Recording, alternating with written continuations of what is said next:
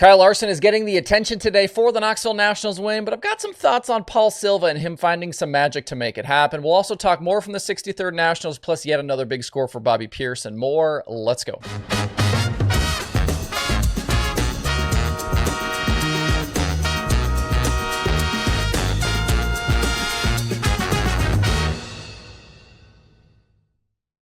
It's Sunday, August 11th. I'm Justin Fiedler. This is Dirt Tracker Daily presented by Kubota Genuine Parts. Later this week, the Case Construction World of Outlaws Late Model Series begins a busy stretch, and when they hit up Spoon River Speedway on Thursday, I want to help you save a little bit of money. I've partnered up with the Outlaws to get you $5 off each ticket you buy to Thursday's action, and the discount is good for both general admission and reserved seats. Use code DIRTRACKR to get the $5 off deal when you purchase. That's DIRTRACKR. Head over to DIRTRACKR.com/SpoonRiver or click the links below in the video description and enter the code before you select your seats. Spoon River has hosted series like Mars and the Summer Nationals plenty of times before, but this will be the first time the Outlaws have ever raced at the Illinois track. Don't miss out on your chance to see Brandon Shepard and Nick Hoffman and Bobby Pierce and many more battle it out here, especially with a tight championship fight going on. So DIRTRACKR.com/SpoonRiver or links below in the video description, code DIRTTRACKR for $5 off your tickets.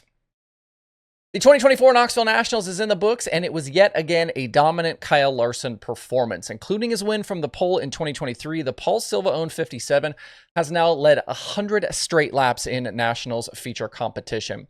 So back-to-back for this group, and now 3 career national scores for Young Money, who will be right back to Richmond today, and actually as we speak, to run the NASCAR Cup Series race. There were moments during the main event where we had, sort of challenges out front, including early from Darren Pittman, Carson Macedo was up in the mix, and Scelzi, but nobody could mount a serious charge. It's clear that there is a group who are not super thrilled by the dominance showed last night and the lack of any real challenges out front. And I've seen complaints today about the track and the event and the setup, but I don't really believe any of it. I think we're just seeing a guy at his best. It's also interesting to hear some boos starting to mix in with the cheers for Larson because they were definitely louder last night. Behind Larson, I thought Scelzi was impressive, finishing second. I know a lot of folks picked him to win this week, and he was certainly emotional afterwards.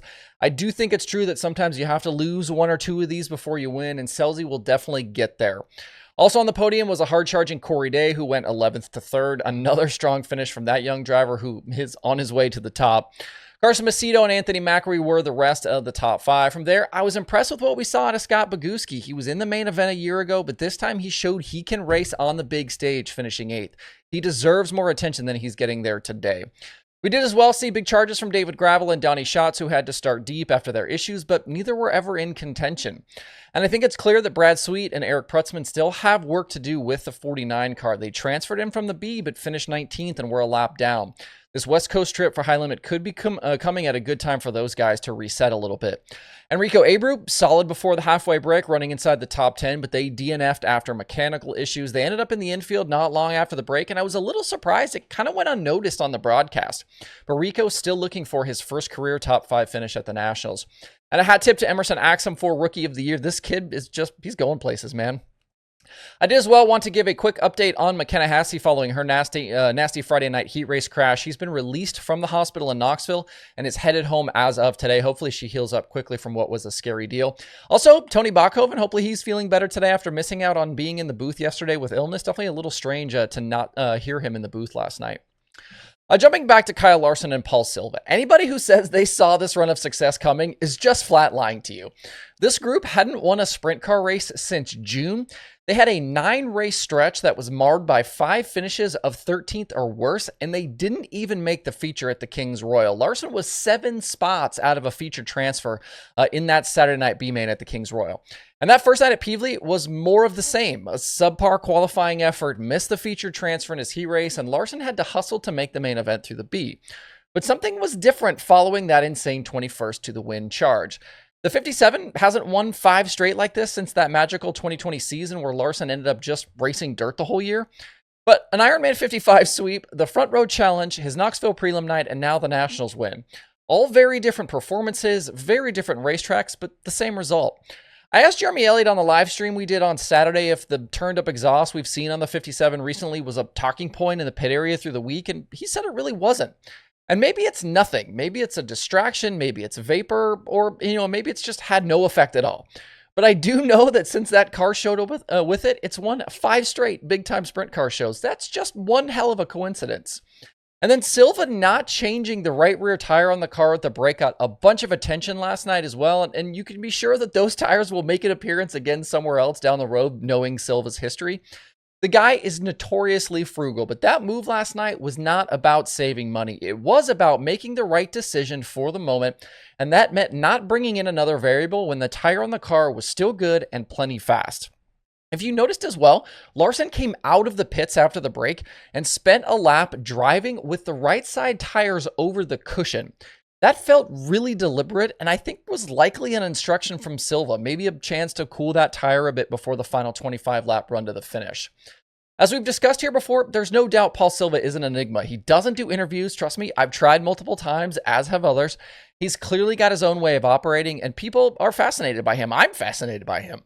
His relationship with the best driver of this generation has produced an insane amount of wins, and they're not done yet. Silva doesn't spend money on things he doesn't need. Larson does not have the best of everything. I cannot say that loudly enough. Contrary to popular opinion, this idea that Larson's millions are fueling this success to just beat up on local racers, they're just categorically false. And I think sometimes that even if Larson didn't give Silva any feedback coming off the racetrack, the crew chief of the 57 and owner of the 57 would still know exactly what he needed to do to the car. It's just the right combination at the right time, and I don't know what they've figured out over the last 2 weeks, but it turned what was a mediocre season by their standards around in a hurry.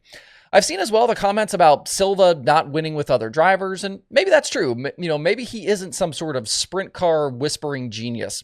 And maybe if you put Larson with Philip Dietz or Ricky Warner or Cody Jacobs or insert your favorite crew chief here, he'd still dominate. What I do know, though, is that Larson trusts Silva and isn't interested in going sprint car racing without him. That's not nothing.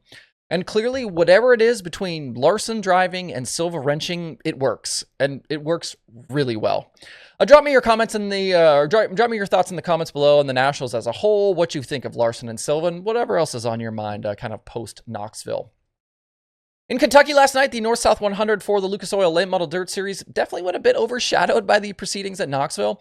Bobby Pierce led 75 of 100 laps and picked up the $75,000 score. It was the second win in a row at the event and third career win at the event. Devin Moran kept him honest late, but finished second, and Drake Troutman had a very strong 23rd to 3rd charge.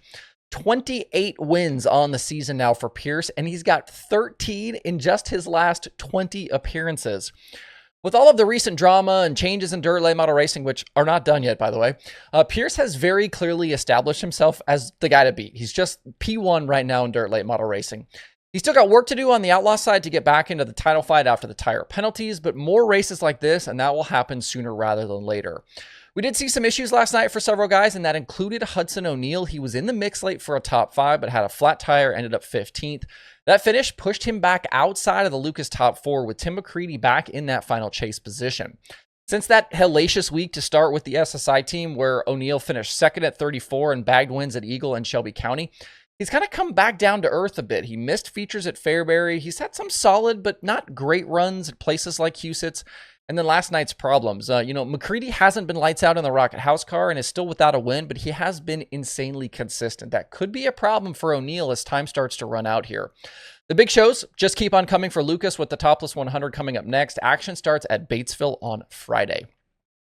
There are a lot of other stories and topics to get into. We'll save some of that for tomorrow and later this week. We'll call it good for there today. There is a bunch of local and regional dirt racing, so stop by DIRTRACKR.com/watch tonight to check out your streaming options for today. I hope you guys have a great Sunday out there. We will see you all right back here tomorrow.